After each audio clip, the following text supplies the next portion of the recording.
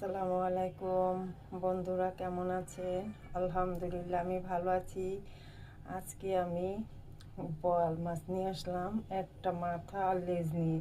এটা আমি শাক দিয়ে রান্না করব, সেটাই আপনাদের সাথে শেয়ার করব। এখানে নিয়েছি পালং শাক। এখানে পালং শাক ভালো করে পরিষ্কার করে তারপর কেটে নিয়েছি। এখন আমি চুলায় চলে যাব। কড়াইটা বসিয়ে দিয়েছি আগে, আর তেলটাও দিয়ে দিয়েছি। তেলটা গরম হয়ে গেছে। এখন আমি পেঁয়াজ কুচি দিয়ে দিব। দেখুন পেঁয়াজটা কিন্তু নরম হয়ে গেছে। এখানে আমি দিয়ে দেব স্বাদ, যেহেতু আর একটু বোয়াল মাছে আদা রসুন না দিলে চলে না, তাই অল্প পরিমাণে একটু আদা রসুন বাটা দিয়ে দিলাম। দিয়ে দেব হলুদের গুঁড়ো, জিরা গুঁড়ো, ধনিয়া গুঁড়ো, শুকনো মরিচের গুঁড়ো। এখন এটা ভালো করে নেড়ে ছেড়ে নেব। মশলাটা একটু পানি দিয়ে কষিয়ে নেব। দেখুন মশলাটা কষানো হয়ে গেছে। এখন মাছটা দিয়ে দেব। মাছটা কষিয়ে নেব আর দিয়ে দেব স্বাদ অনুযায়ী লবণ।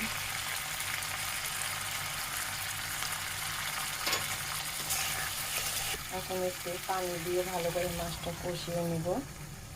মাছটা কষাতে দিয়েছি, এখন ঢেকে রেখে দেব। দেখুন মাছটা কিন্তু কষানো হয়ে গেছে। এখন মাছটা আমি উঠিয়ে নেব, কারণ মাছটা কাটা কাটা হয়ে যেতে পারে, ভেঙে যেতে পারে। আর ভেঙে যাবে, সাথে সাথে রান্না করলে কিন্তু ভেঙে যায়। আর আপনারা যদি কাটা কাটা খেতে চান বা মাথা লেজ ভেঙে খেতে চান, তাহলে আপনারা শাকের সাথে একসাথে মিশিয়ে দিতে পারেন। তাই আমি উঠিয়ে নেব। এখন আমি এই শাকগুলো দিয়ে দেবো। দেখা যাচ্ছে অনেকগুলো শাক, কিন্তু পালং শাক একটু রান্না করলেই কমে যায়, মানে অল্প হয়ে যায়। শাকটা এখন ঢেকে দেব। দেখুন শাক থেকে কতটা পানি উঠেছে। আর এখানে 2 মুঠা শাক ছিল, শাকটা কিন্তু কমে গেছে, অল্প একটু হয়ে গেছে। এখন কিন্তু আরও কমবে। আর এখানে কোনো পানি ইউজ করি নাই, পানি শাক থেকে অনেকটাই পানি উঠেছে।